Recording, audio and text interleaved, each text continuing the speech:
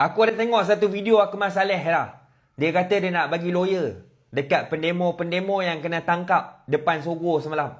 Sama kes macam Abang Belon lah. Abang Belon dulu pun dia tunggang juga. Dia bagi lawyer juga. Tak tahulah. Betul ke tak betul dia bagi lawyer tu kena tanya dia balik lah. Hari ni dia nak bagi lawyer lagi. Pasal kes yang kena tangkap isu kuil. Yang buat demo isu kuil dekat depan Sogo. Dia punya muka serius tu. Cuba kau tengok video dia.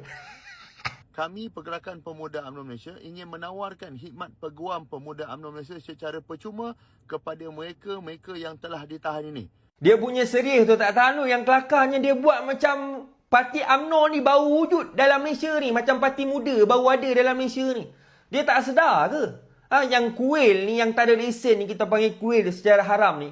Tu, dah bertapak berapa lama dah dekat dalam Malaysia ni. Puluhan tahun dah. Daripada zaman UMNO dulu lagi. Daripada parti dia dulu jadi kerajaan lagi. Parti dia solo jadi kerajaan dulu.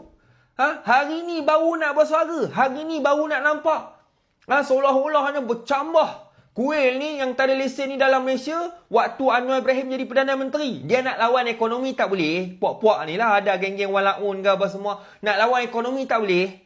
Jadi dia lawan benda yang Anwar Ibrahim mustahil boleh buat. Apa ada isunya ni? Isu nak suruh Anwar Ibrahim ni hapuskan kuih-kuih yang tak ada lesen dalam Malaysia. Gila ke tak gila? Aku duk baca komen lah. Terbaik KP Akmal. Akmal seorang saja yang bersuara. Mana geng-geng UMNO yang lain? Geng-geng UMNO yang lain semua sedar diri.